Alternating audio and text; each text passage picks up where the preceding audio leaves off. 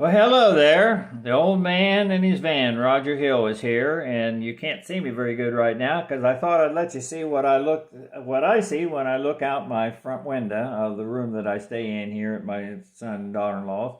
That's their yard down to the road there, and looks out across the fields. That's not the prettiest view I have. The prettiest view is the other side of the room where there's three windows there, and that's where the sunrise comes in. And so I'll turn the camera now so you can see me.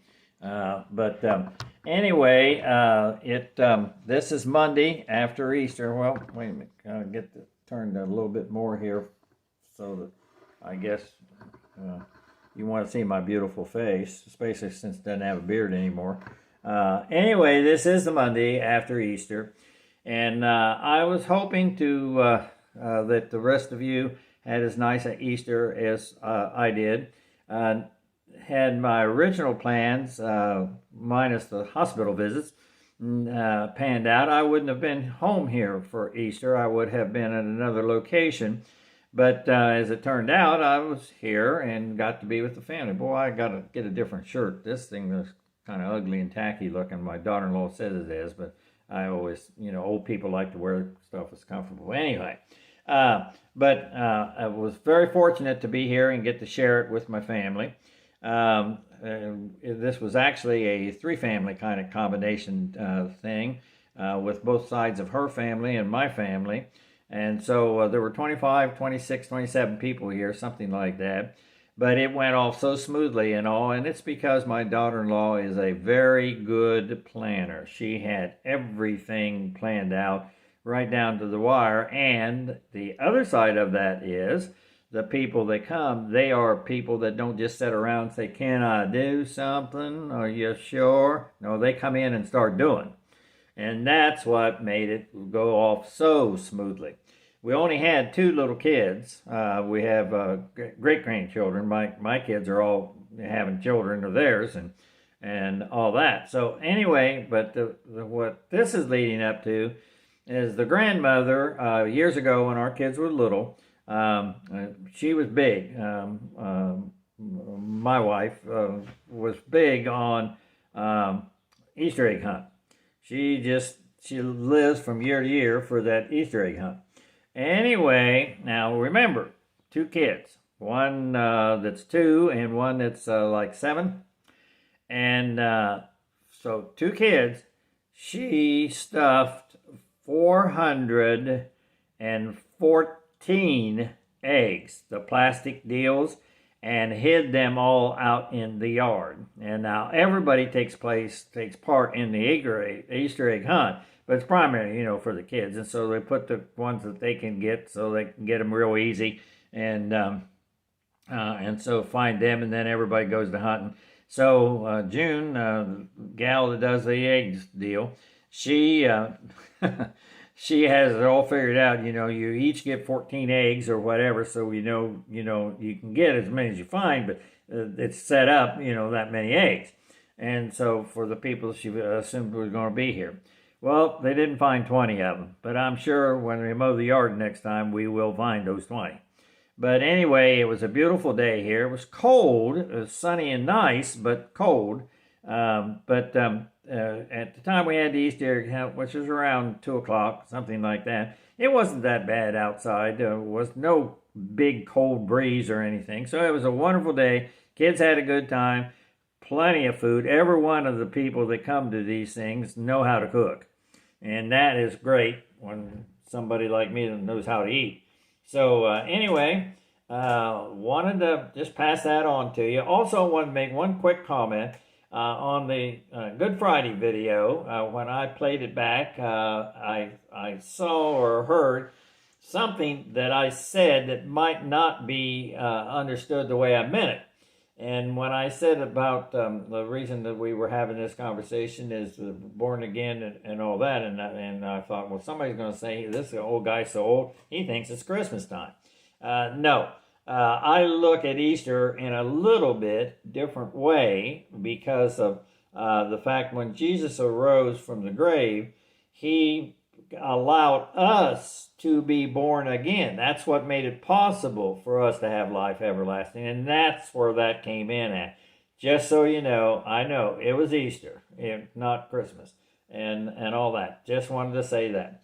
Also, wanted to tell you that I have pretty well got down the first adventure we're going to have. I just got a phone call as I was ready to start this video that the motorhome is ready now. They got the one problem that we're having trouble with fixed, and so we're going to pick it up in the morning. So that means I can kind of put it back together again and get stuff ready to go. And so in the next week or so, we'll be leaving on a trip. It'll probably last a month and a half before I get back here again.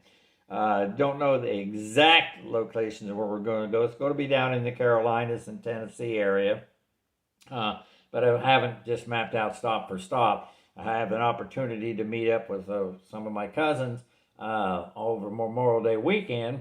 And so therefore, I'm going to try to plan this thing around so I can wind up and meet with them. And that'll be a fun thing. And because I haven't seen some of them in years and years. Anyway, so that's coming up. Not a whole lot more things other than, of course, you do know that tax day is coming up, so it's time to pay up for the government. And but today is significant because my middle child, my middle daughter, this is her birthday today. And what was significant about this day and her birthday was the day that she was born. In the morning, I left the hospital and I went and bought a tractor. Now, my daughter turned out great. The tractor sucked. We had all kinds of trouble with it, and so I told her that, I run 1 for 1 on that day. And so anyway, we always bring that up when we talk about her birthday. But she was here yesterday, so we kind of sang to her yesterday and all that. But today, I called and told her my present to her today was not to sing. So there you go. That's that. So anyway, we're looking forward to this trip. There are some other things coming up. If you have any thoughts or suggestions, if there's anybody watching this besides family, and family can make suggestions too, but it would be appreciative if there's something you know of that is going down in the Carolinas, Tennessee area that way. That's significant, let me know, and I will too, try to see what I can do about putting it in. I've invested in some road atlases and some map deals and all that. I'm a little disappointed in a couple of them because the way it was kind of advertised led me to think that they were going to have a lot of options and information. It certainly is a big enough book, but when you look in Ohio, it only has 2 campgrounds mentioned. Now, this was for free camping and all that.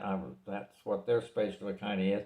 And I know there's a lot more than 2 places in the state of Ohio that has free camping. So at any rate, word to the wise, if you're starting out on RVing, you might want to really scrutinize the different ones. There's so many different ones. And I'm not going to name any names because a couple of them are close to the same name, and I don't want to confuse. The one I know I don't like, the other one I don't know because I don't have one of theirs. So, but anyway, hopefully you had a good Easter. I had a good Easter. But remember, too, this I wanted to mention, as I started out in the beginning of the video, I would not have been with family had things went the way they were planned to go. And then 2 visits to the hospital, took care of that. And so I wound up in here. But here's the point. One of the YouTubers that I happened to watch this morning was a little bit down in the dumps because she had to spend yesterday by herself. And it's always good to have family, and those of us that are solo RVers expect to be alone a lot. I mean, it goes without saying when you're solo, you're by yourself. But again, you don't have to be all by yourself. It's how you approach things mentally.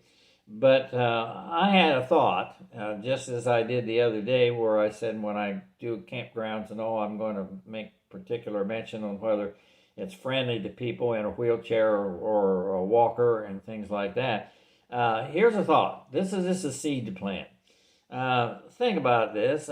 If you're approaching a holiday, whatever it is, and you're looking like you're going to be by yourself, we might try to set up I don't know what you call it because I'm new to this whole thing, but something out there to where I can say, well, golly, I'm going to be in Columbus, Ohio, or wherever. Anybody else that's going to be by themselves, why don't you pick up a bucket of chicken and we'll meet at one of the parks and share a meal.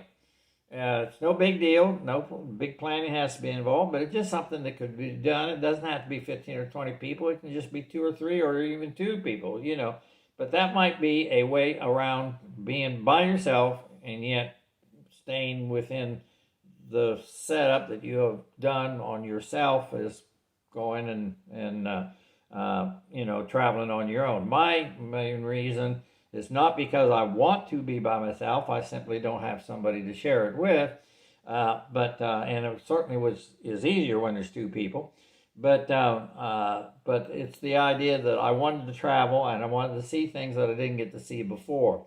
And so that's the purpose. That's why got a Class A with a big windshield. 26 years old, so it creaks, I creaks, hey, we all creak.